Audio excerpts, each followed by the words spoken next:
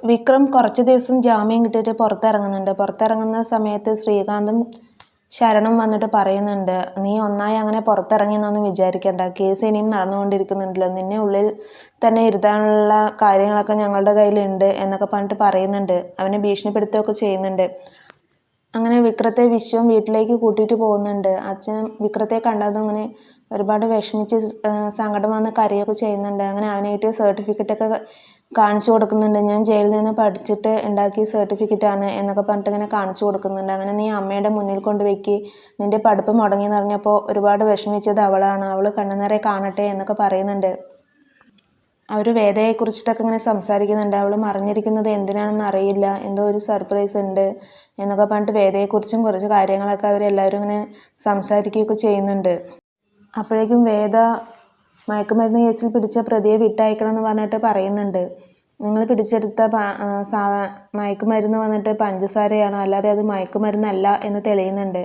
അങ്ങനെ അവൾ പറയുന്നുണ്ട്, ഞാൻ വിട്ടയക്കില്ല, ഞാൻ ഇത്രയും കഷ്ടപ്പെട്ട് പിടിച്ചുകൊണ്ടുവന്ന തെളിവ് മുഴുവൻ എൻ്റെ ക്യാമറയിൽ റെക്കോർഡാണ്, അത് ഞാൻ സമൂഹത്തിന് മുന്നിൽ കൊണ്ടുവരും എന്നൊക്കെ പറഞ്ഞിട്ട് പറയുന്നുണ്ട്. എനിക്ക് ഇത് കേട്ടിട്ട് ഇരിക്കലല്ല പണി, ഞാൻ എന്തായാലും ഇയാൾക്കെതിരെ മാപ്പ് പറയില്ല എന്നൊക്കെ പറഞ്ഞിട്ട് പറയുന്നുണ്ട്. വേറെ ഉദ്യോഗസ്ഥൻ തരുണിൻ്റെ അടുത്ത് പറയുന്നുണ്ട്, വേദയുടെ അടുത്ത് പറഞ്ഞ് മനസ്സിലാക്കണം, ഇതിനെതിരെ പല ഭവിഷ്യത്തുകളും വരും എന്നൊക്കെ പറയുന്നുണ്ട്. അപ്പോൾ തരുൺ പറയുന്നുണ്ട്, ഞാൻ പറഞ്ഞ വേദ അനുസരിക്കില്ല, അവരുടെ ഒരു ക്യാരക്ടർ അങ്ങനെയാണ് എന്നൊക്കെ പറഞ്ഞിട്ട് തരുൺ പറയുന്നുണ്ട്. അങ്ങനെ വീടെത്തിയത് മോള് കണ്ടിട്ട്, ഇന്ന് ഞാൻ സ്കൂളിൽ അവതരിപ്പിച്ച കഥ എല്ലാവർക്കും ഇഷ്ടപ്പെട്ടു എന്നൊക്കെ പറഞ്ഞിട്ട് ഇങ്ങനെ പറഞ്ഞു കൊടുക്കുന്നുണ്ട് വേദയുടെ അടുത്ത് മോള് ചോദിക്കുന്നുണ്ട്, അമ്മയും അച്ഛനും ഡിവോഴ്സാണോ, വേറെ വേറെ റൂമിലല്ലേ കിടക്കുന്നത്, എൻ്റെ ഫ്രണ്ടിൻ്റെ അമ്മയും അച്ഛനും ഡിവോഴ്സാണ്, അതുകൊണ്ട് അവർ വേറെ റൂമിലാണ് കിടക്കുന്നത്, അതുപോലെയാണല്ലോ ഇവിടെ എൻ്റെ അമ്മയും അച്ഛനും കിടക്കുന്നത് എന്നൊക്കെ പറഞ്ഞിട്ട് ഇങ്ങനെ ചോദിക്കുന്നുണ്ട്. അപ്പോൾ വേദ പറയുന്നുണ്ട്, അല്ല ഞങ്ങളുടെ ഡിവോഴ്സ് അല്ല എന്ന് പറഞ്ഞിട്ട് പറഞ്ഞു കൊടുക്കുന്നുണ്ട് മോൾക്ക്.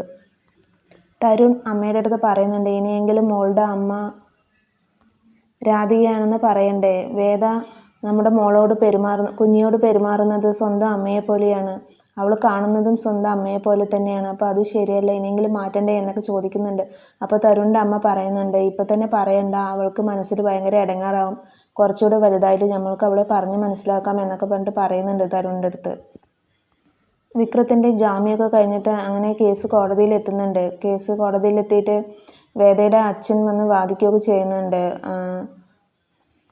പുറത്തിറക്കാൻ വേണ്ടി കുറച്ച് പേരെ കോടതിയിൽ വെച്ച് ചോദ്യം ചെയ്യുകയൊക്കെ ചെയ്യുന്നുണ്ട്. അപ്പോൾ അതിനെതിരെ കേസ് നടന്നുകൊണ്ടിരിക്കുന്നുണ്ട്. അങ്ങനെ അവൻ വീണ്ടും ജയിലിലേക്ക് പോകുന്നുണ്ട്. പോകുന്ന ടൈമിൽ വിക്രം ചോദിക്കുന്നുണ്ട്, ഞാൻ പുറത്തിറങ്ങുമ്പോൾ വേദയുണ്ടാവുമോ എന്നെ കൂട്ടാൻ വേണ്ടിയിട്ട്, അച്ഛൻ പോയി കണ്ടിരുന്നോ, എവിടെയാണെന്ന് അറിഞ്ഞോ എന്നുള്ളതൊക്കെ ചോദിക്കുന്നുണ്ട്. അതോ എൻ്റെ അടുത്ത് പറയാഞ്ഞിട്ടാണോ, അവൾ ഇങ്ങോട്ട് വരാത്തതാണ് നല്ലത്, കാരണം അവൾ വന്നു കഴിഞ്ഞാൽ അവളെ കൊല്ലാനും മടിക്കില്ല ശ്രീകാന്ത് എന്നൊക്കെ പറഞ്ഞ് അവൻ പോലീസ് ജീപ്പിൽ കയറി പോകുന്നുണ്ട്. അത് കഴിഞ്ഞ് ശ്രീകാന്ത് വന്നിട്ട് അച്ഛൻ്റെ അടുത്ത് വന്നിട്ട് പറയുന്നുണ്ട്, വേദയെ നിങ്ങൾ കണ്ടോ, അതോ എൻ്റെ അടുത്ത് നിന്ന് മറയ്ക്കണോ, വേദയെയും കുഞ്ഞിൻ്റെയും ഒപ്പം സുഖമായിട്ട് ജീവിക്കുക എന്ന് വല്ല വിചാരമുണ്ടോ, നിങ്ങൾ എന്നെ പറ്റിക്കുകയായിരുന്നുല്ലേ എന്നൊക്കെ പറഞ്ഞിട്ട് ഓരോന്ന് പറയുന്നുണ്ട്.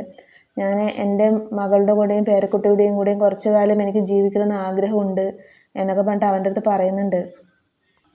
ശ്രീകാന്ത് അവൻ്റെ ഫ്രണ്ടിൻ്റെ അടുത്ത് പറയുന്നുണ്ട്, അച്ഛൻ എനിക്ക് ഇങ്ങനെ ഒരു സൂചന തന്നു, അപ്പോൾ അവൾ ഇപ്പോഴും ജീവിച്ചിരിപ്പുണ്ട്, അവളും കുഞ്ഞും ജീവിച്ചിരിപ്പുണ്ട് എന്ന് വേണ്ടേ കരുതാൻ എന്ന് പറഞ്ഞിട്ട് പറയുന്നുണ്ട്. അവളെ ഇല്ലാതാക്കണം, എങ്ങനെയെങ്കിലും തെരഞ്ഞു പിടിച്ചിട്ടോ, അല്ലെങ്കിൽ ശരിയാവില്ല എന്നൊക്കെ പറഞ്ഞിട്ട് പറയുന്നുണ്ട്. അപ്പോൾ ഫ്രണ്ട് പറയുന്നുണ്ട്, സാറ് ടെൻഷൻ അടിച്ച് വേണ്ടാത്ത കാര്യങ്ങളിലൊന്നും ചെന്ന് ചാടരുത്, വിക്രത്തിന് വേദനിപ്പിക്കണമെങ്കിൽ അവൻ സ്നേഹിക്കുന്ന ആൾക്കാർക്ക് എന്തെങ്കിലും വരണം, അങ്ങനെ എന്തെങ്കിലും നമ്മൾ ചെയ്യണം എന്നൊക്കെ പറഞ്ഞിട്ട് പറയുന്നുണ്ട്. വിക്രം ഒരിക്കലും ജയിലിൽ നിന്ന് ഇറങ്ങാത്ത വിധം നമ്മൾ അവനൊരു ക്രിമിനലാക്കി ചിത്രീകരിക്കണം, അതല്ലാതെ ഇതിന് വേറൊരു വഴിയുമില്ല എന്നൊക്കെ പറഞ്ഞിട്ട് ഓരോന്ന് അവർ തമ്മിൽ സംസാരിക്കുകയൊക്കെ ചെയ്യുന്നുണ്ട്. അപ്പോൾ ഇന്നത്തെ എപ്പിസോഡ് ഇത്രയേ ഉള്ളൂ. Thank you for watching my video.